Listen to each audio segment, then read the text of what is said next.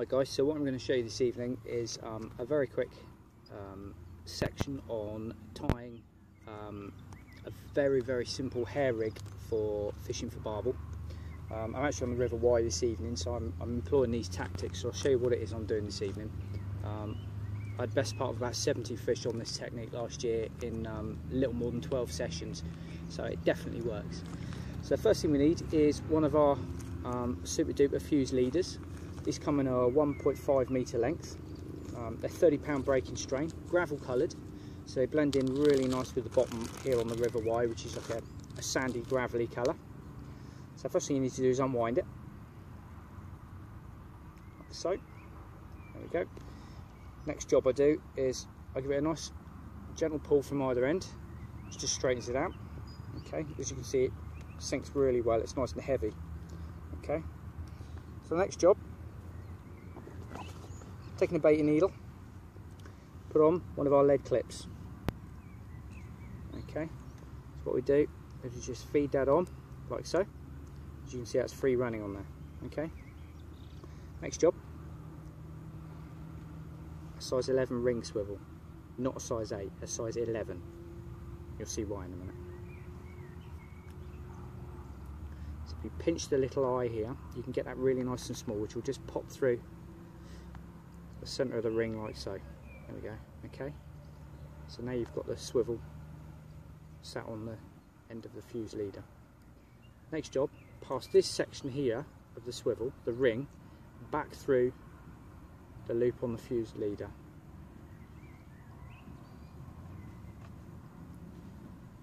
Bit fiddly, it takes a few seconds. As you can hear, there's a boat now coming past my swim, so I'm going to have to keep an eye on the rods for a second. Yeah, they're nice and well out. Right, so here we go. As you can see, I've just pulled that over the end of the swivel like so. Just tease that down. There we go. And what you end up with is almost like a figure of 8 stroke a reef knot, if you like, over the swivel. Okay. Now you'll see that that sits nicely inside there, but doesn't lock in place like it would with a size 8 swivel. Basically, it's free running. So you end up with a lead clip, which jettisons the lead if it gets caught in a rock or gets tethered on the bottom. So you don't lose a fish, hopefully, and also you don't lose your rig. All you're going to lose is your lead or your feeder.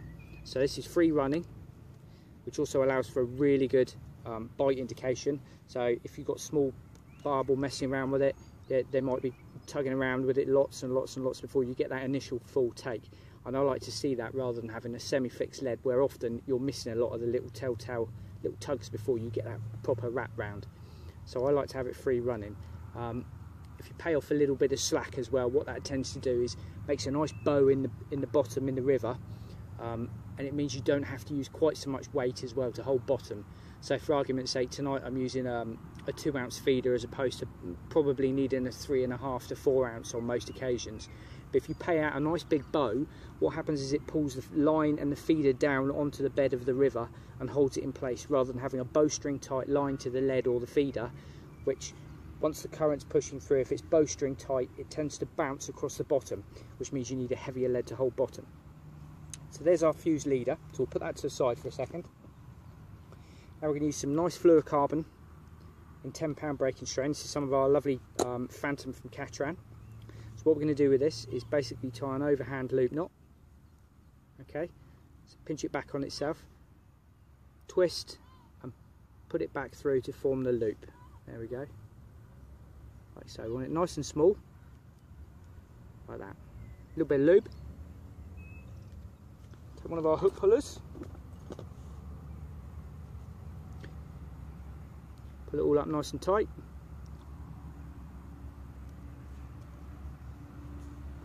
Trim off the excess, and what we need is a hook. So for this example, I'm going to be using one of our size 6 tridents, which is a great pattern. Nice straight hook. There we go. It's a wide gate pattern. Now, what we need to do here is taking the other end of the line opposite to the looped end. Okay, so the plain end. We're going to go from the back of the hook towards the hook point, like so. pull it right down until we're just near the hook point there. Okay, so near the, I like to get with the size boilies I'm using, because I'm using a 14-16mm dumbbell here on the river.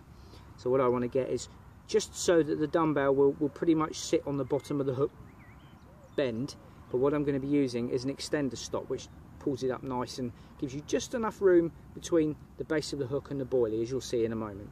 So pinch the hook on the base here with the line and then start your knotless knot. I go for about 16 turns when I'm on the river, and I don't want to be using rubber or anything.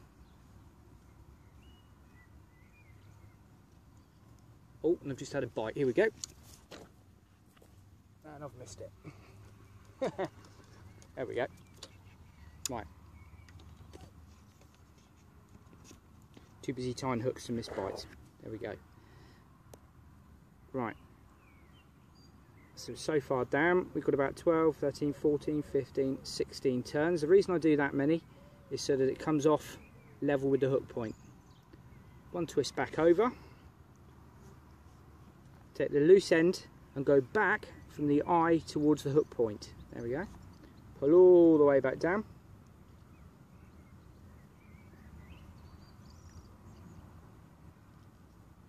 There we go. Like so. Now we've got a knotless knot. Okay, so what we're going to have here, because we're on the feeder, I'm going to have around about 2.5 to 3 feet of hook length. When the water's running as slow as this, the fish are often quite shy when the conditions are like this. The water's fairly clear. I doubt they're going to be homing in on the bait straight out the feeder. They're going to be waiting for it to go downstream a little. So I want my hook bait to be in amongst the loose feed that's coming out of the feeder, away from the feeder a little way. So then all we need to do on this end is just tie on another small loop, like so. Get a little bit of lube, hook puller, pull it up nice and tight, cut off the excess line, and all that's left to do is attach this to our ring on there. So to do this, all we do, we put the line through the ring once, like so, and then take the hook end, as you can see, that then goes back through the loop in itself, like so. Okay, pull the hook end down, and you can see that the whole lot tightens down nice and tight onto the swivel. Okay, and there we have it. There's our hook length. Clip your lead or your feeder on, preferably a feeder in this situation. Boilie, pellet, or whatever hook bait you're going to use on this end. Hold lock and go in the river. Away you go.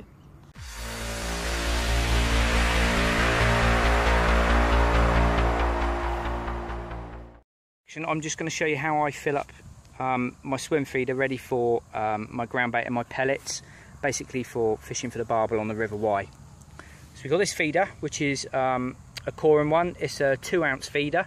It's nice and large size feeder. It will take lots of capacity, lets me put plenty of bait out in the swim. As you can see, what we were discussing in the video earlier with the free running rig, etc., all the same as what we've got on here. So what I do is I'll take my ground bait, which I've mixed up earlier on, just press it into it and then put my thumb inside. That gives me